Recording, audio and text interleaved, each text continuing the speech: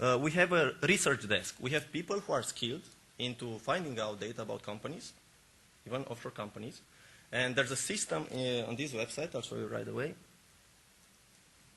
that you can access and you can ask for this information. Hope it's going to work. Okay. There's also, I mean, there are two ways to use this website in order to find information. Okay. One way is you access this area here, which is called the worldwide company data. And this worldwide company data here, what it offers is access to places in the world that offers you company data in many, many countries. If you want information from a company, about a company from, let's say, Panama, I'll just pick an example here. There are lots of companies from Panama that are active in our region. You see here there's actually a place in Panama City, an online place, where you can go and you just hit here, visit site. And this leads you to the Panama Registry of Companies, where you can get for free data on companies, on local companies. If you have a company from Panama that is active in any company in Croatia, just go here and find out who are the owners of it. Now, of course, not everybody knows Spanish. So what we did for this was created a video tutorial, how to use this database. Not only we're pointing you out to this database, but we're also telling you how to use it, step by step. That's one thing. Now, not all these places where you can get company data are free of charge. There are lots of these places that are very costly. Do you know how much is to get a Cyprus paper? I mean, like if you have a company from Cyprus that is active here and you ask... Oh, I'm sorry. Yeah, that's the voice. So to access data from the registry of companies in Cyprus, it costs you at least 180 euros per one document, per one company. 180 euros. Now, if you have a string of companies that you need, you can add that up and it amounts to lots of money. Not everybody has this money. So what we're providing through the Investigate dashboard is exactly this service. If you need that data from Cyprus, you send us a request and we can get it for you. If you don't want to use our services, you go to this place that I pointed before and you choose Cyprus here, and this is going to point you out to the place where you can get the data on your own. So you don't have to trust us, you know, with your whatever information. Sometimes journalists are not trusting each other, and that's a pity, I believe. So you just go here, and you find Cyprus, and you go there, and you pay for information, and you get this information. So what we're doing with this is we are giving you access to researchers who know how to get this data, or we're giving you the chance to get this data on your own. The second thing this website is doing is we have a section here called Tools. Now, as I mentioned before, it's very important to have access to tools to process data. And this should be part of each media enterprise everywhere. Tools, high-tech tools. There are so many right now out there. High-tech tools that allow you to mine for information for virtually free. Most of these tools are open source, and you can access them and use them. They're very easy to use. Now, you have various tools here that are, you know, and again, you have some videos explaining how to use some of these tools.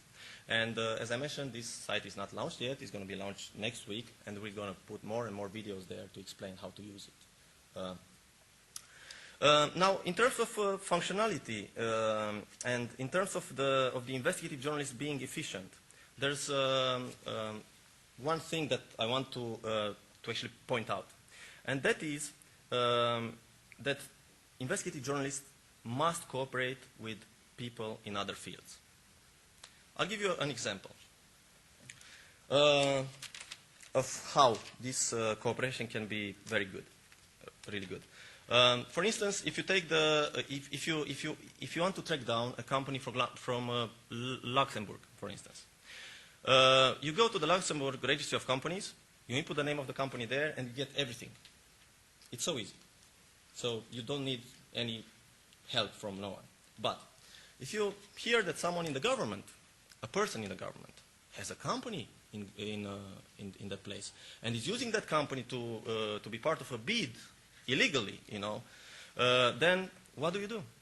The register of companies in Luxembourg only allows you to search by the company's name. But it's an open registry. It provides you all the data if you know the company name.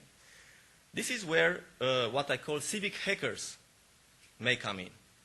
What they can do for you, and it's not illegal, it's completely legal, it's reshape that data.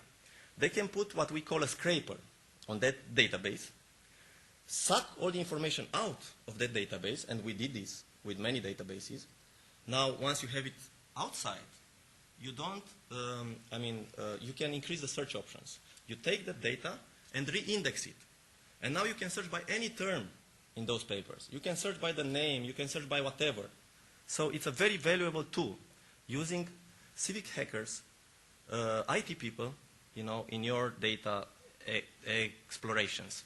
Another thing is, now imagine you have the register of companies from this country and from that country and from that country, and you scrape everything and you put everything in one place.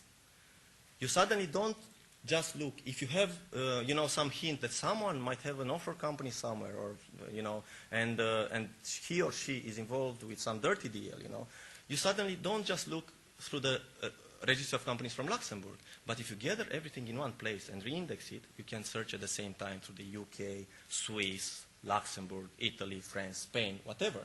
And this is something that we're doing with a section here called Data Vault. I'm organizing in the end of this month, 25th to 27th of March, in Istanbul, a meeting on this. There's going to be about 12 to 14 hackers, civic hackers, again, not the kind of bad guys that break into bank accounts and that steal your cards and scheming and all that. No. I'm talking about guys who are involved in all sorts of open society movements. They're the good guys. So these 12 to 14 good guys are going to come to Istanbul and are going to meet with people from my network, but we already started working on various databases. We sent them just a week ago a list of websites that we once scraped. And these are websites that are put up by governments all over the region. These are open websites. We're not cracking sites that are paid for, where you have to pay for information and stuff like that, because that would be illegal. But for instance, we are putting in the same place tenders, sites that include well statements from all sorts of guys from politics, these sort of sites that provide information on companies. So everything is put in one place and is made searchable. So this is great added value when it comes to investigating issues like corruption. And in my opinion, the moment we're starting to complain only about the lack of funding in our jobs, that's when all the troubles start, because we need to find solutions, and solutions are cheaper and cheaper to find with all this new software coming out. All we need to do is to be informed and to keep ourselves updated. We don't have to sit in front of the computer waiting for someone to call, as I've heard someone here, that was joking. We don't have to rely on leaks. The moment we rely on leaks from the government, from mobsters, from whoever, that moment we are vulnerable. Because that moment we are just tools in the hands of others. And that's, I think, something that is not good for our jobs. I think our jobs should be impartial and we shouldn't take sides. And I think taking sides is what gets us in great danger. There are lots of journalists who were killed or beaten because they were part of the stories that they were writing, or they were part of the mafias that they were reporting on. And it's true, it's something that is not very well recognized inside our jobs, but it's true. We conducted, for instance, in Romania, with the Romanian Center for Investigative Journalism, I'm a founder of that. A few years ago, we conducted an investigation investigating our colleagues. We looked on how investigative journalists are corrupt. We found that there were investigative journalists that were paid by banks to report on various of their, businesses. We found investigative journalists that were paid by mobsters. We found, journalists that were driving cars that were that were offered by mobsters, that were offered by various guys in politics. We found a lot of corruption inside our business, and there is a lot there too.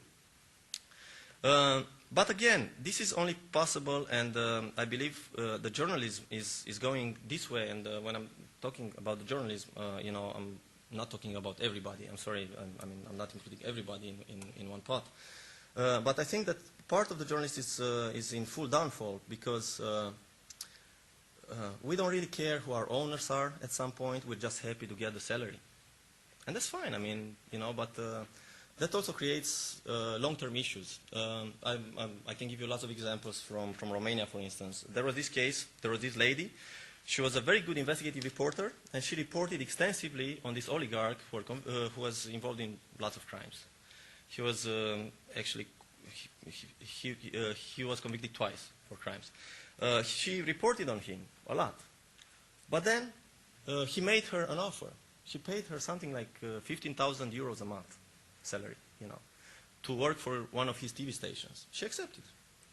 Guess for how long that the job lasted? For very little. For a year. Okay, she made good money, for 12 months. But now, nobody really wants to work with her because she sold out. And this happens many times. And sometimes it's not that open, that the mobster hires you.